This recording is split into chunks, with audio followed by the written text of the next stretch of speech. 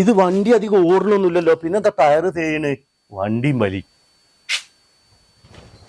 കോയക്കാ ആ എന്തേന്നു?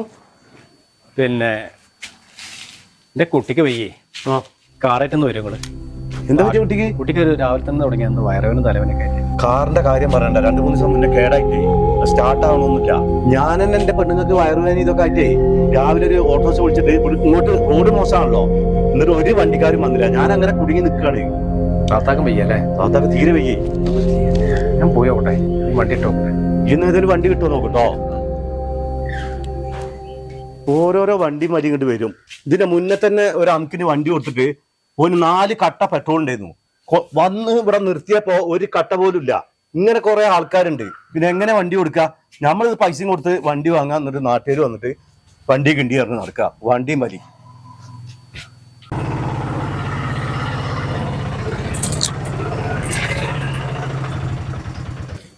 കോയക്കന്റെ വീടാണത്? ആണല്ലോ. എന്തേതോ കോയക്കന്റെ വീട്ടിലേക്ക് ഒരു വണ്ടി വരാൻ വേണ്ടി പറഞ്ഞേ. ആര്? ഹോസ്പിറ്റൽ കേസ് ഉണ്ട് ഇവിടെ പറഞ്ഞു. പെട്ടെന്ന് രാധാകൃഷ്ണേട്ടൻ വിട്ടാണ്. രാധാകൃഷ്ണനോ? ഓനല്ലോ അവിടെ കുട്ടീനായിട്ട് ഹോസ്പിറ്റലിൽ പോയത്? ആ അതന്നെ, രാധാകൃഷ്ണേട്ടന്റെ കുട്ടീനെ ഹോസ്പിറ്റലിലാക്കിട്ടേ പിന്നെ അവിടെ നിന്ന് ഇങ്ങോട്ട് വിട്ടാണ്.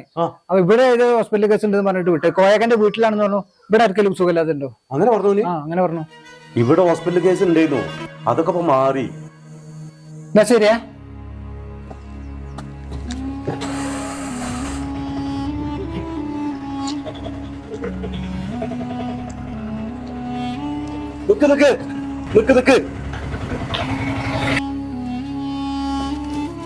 മോനെ, അപ്പൊ എന്റെ വണ്ടിക്കൂലി എത്ര? വേണ്ടൊക്കെ വണ്ടിക്കൂലി ആ ഓട്ടത്തിന്റെ കൂടെ തന്നു. അവിടെ ഹോസ്പിറ്റലിൽ കൊണ്ടുപോയില്ലേ രാധാകൃഷ്ണേട്ടൻ, അപ്പൊ അതിന്റെ കൂടെ തന്നു.